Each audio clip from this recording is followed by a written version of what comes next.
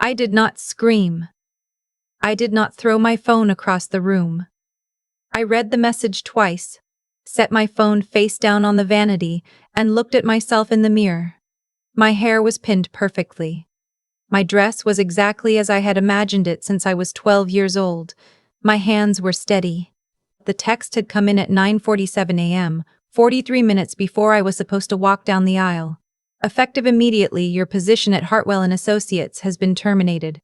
Per your employment agreement, security will collect your access credentials Monday morning. Congratulations on your wedding. Consider this a fresh start. For both of us. D.H. Derek Hartwell, my boss's son.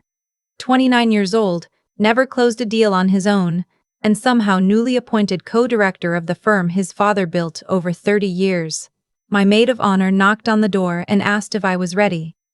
I picked up my bouquet, checked my lipstick one more time and said yes. I had worked at Hartwell & Associates for 6 years. I started as a junior analyst straight out of college. The first in my family to get a finance degree.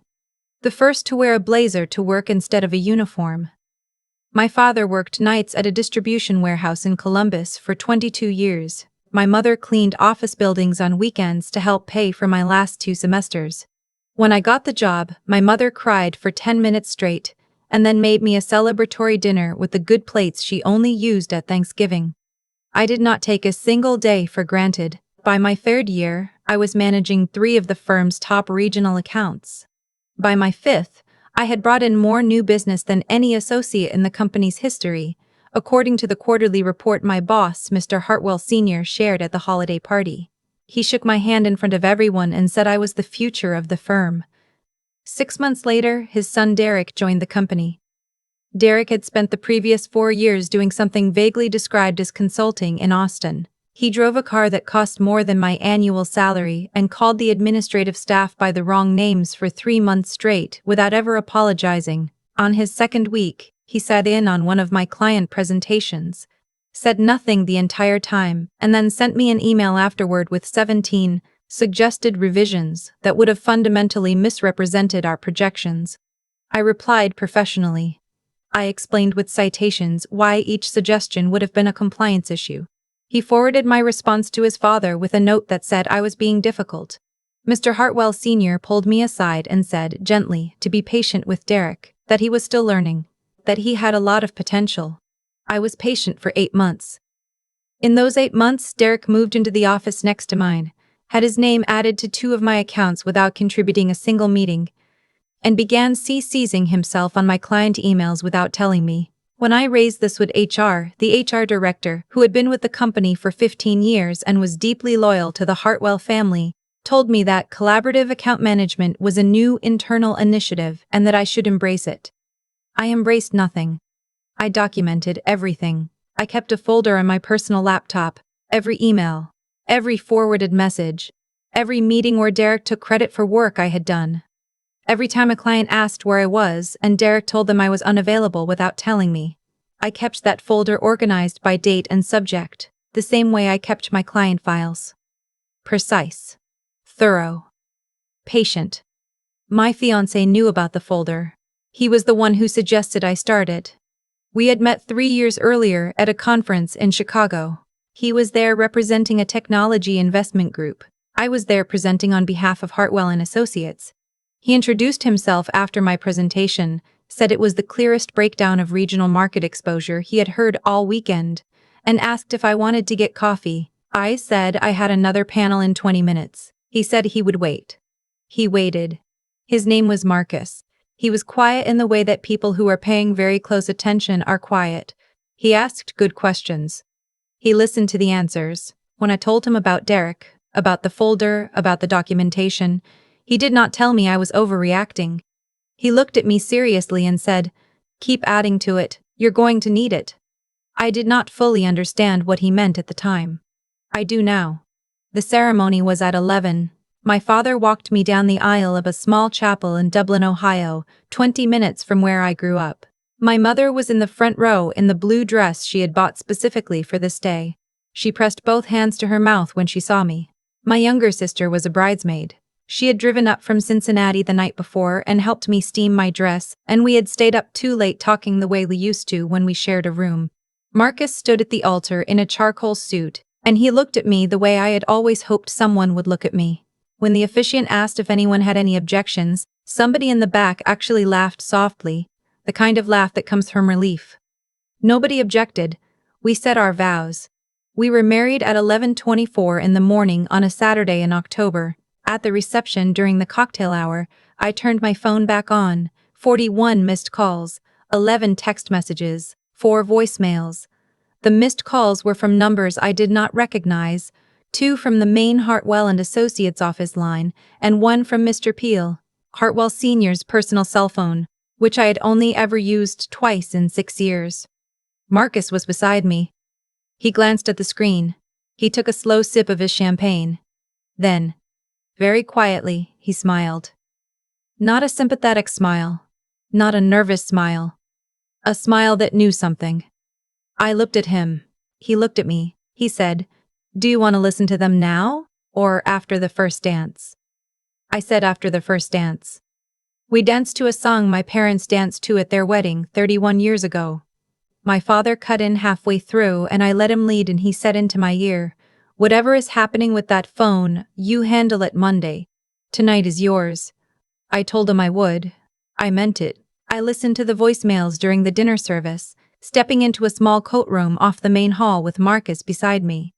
The first voicemail was from an unfamiliar number. A man's voice, clipped and professional.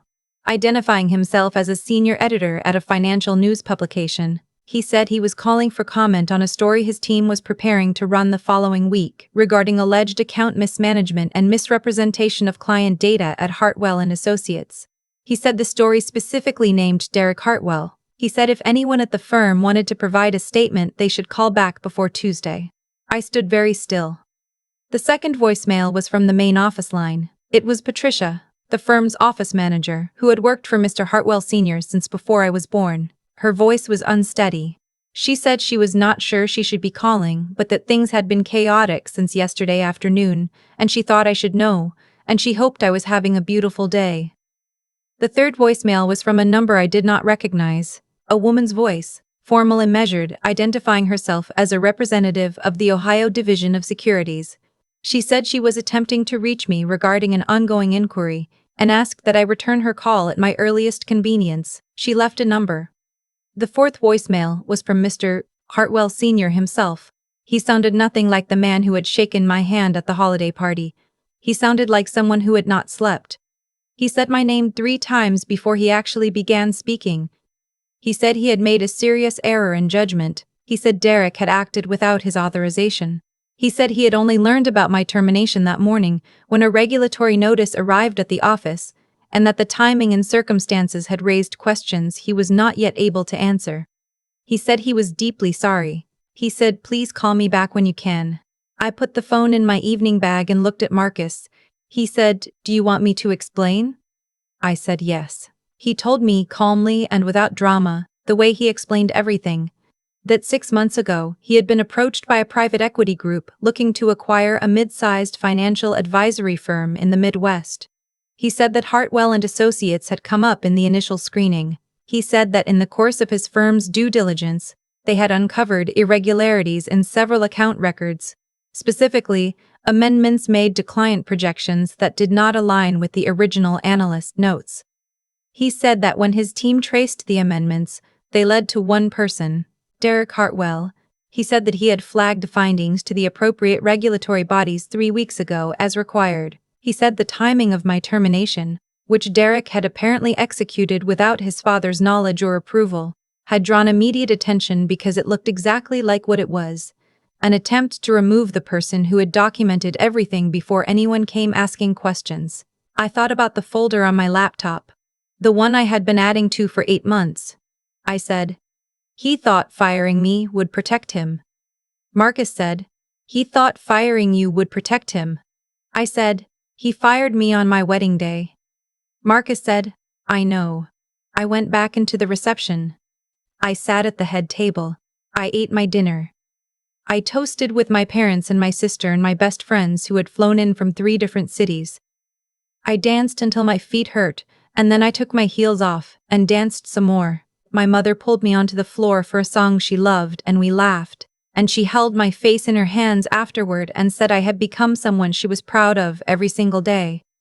I did not think about Derek Hartwell again until Sunday evening. I sent one email. It went to 3 recipients: my personal attorney, Mr. Hartwell Sr., and the Ohio Division of Securities representative who had left me a voicemail. The subject line was 4 words: documentation available upon request.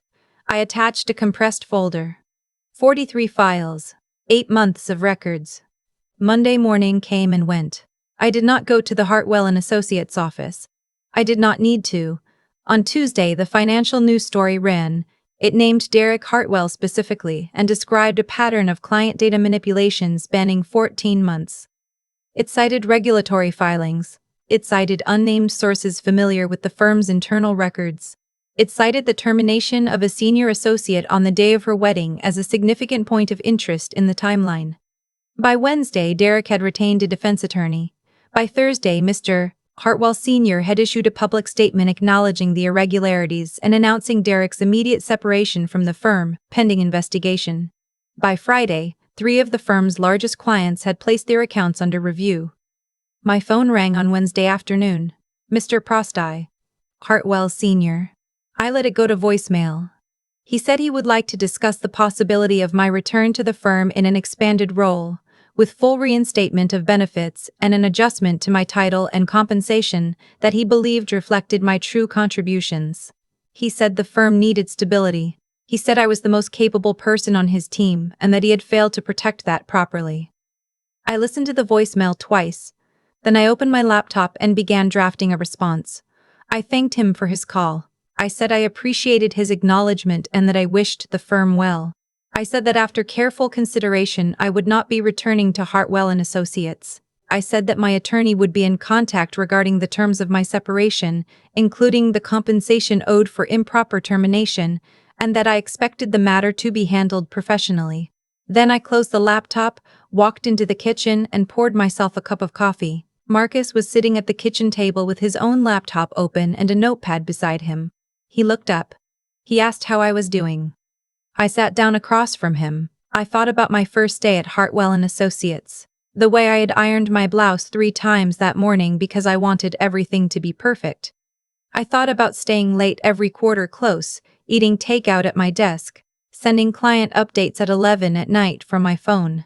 I thought about the folder. 8 months of documentation that I had kept, not because I was planning for revenge, but because I needed to know for my own sake that what was happening was real. That I was not imagining it. I said I was good. He asked what came next. I told him that Marcus's firm had offered me a consulting role during the due diligence process, something I had quietly kept in consideration for several weeks. I said I had been thinking it over. He nodded slowly. He said the offer was still there if I wanted it, and that he had specifically recused himself from any decision-making on my compensation to make sure there was no appearance of a conflict of interest. He said the partners had made the offer independently. I said I knew. I had done my own research. He laughed. It was a real laugh, the kind that comes from being known. 3 months later, I accepted the consulting role. 6 months after that, I was brought on full-time as a director of client relations. The work was harder in different ways than anything I had done before, and I was better at it than I had expected, which was exactly the kind of surprise I had learned to be grateful for. Derek Hartwell's case was resolved in a settlement the following spring. The terms were not made public, but Patricia, who had since retired from Hartwell & Associates, sent me a text message the afternoon the news broke. It said, "Heard the news. Thought of you. Hope you are well." I replied that I was. I meant it completely. My mother called that evening. She asked how I was doing. I told her the case had settled. She was quiet for a moment and then she said, "You know what I kept thinking about all those months? That he texted you on your wedding day. On your wedding day." She said it twice the way she always does when something still makes her angry. I told her I actually thought about that less than she might expect. She asked what I thought about instead. I told her I thought about Marcus waiting outside that conference panel room in Chicago, 40 minutes, for someone he had known for 20 minutes. I told her I thought about my father's face when he walked me down the aisle. I told her I thought about the folder, and what it meant that I had kept it. That I had believed in what I knew to be true even when it would have been easier to let it go and stay quiet and keep my head down. She said, "That's who you've always been." I said, "I know. I just had to let everyone else catch up." She laughed. I laughed. We talked for another hour about nothing important and everything that mattered.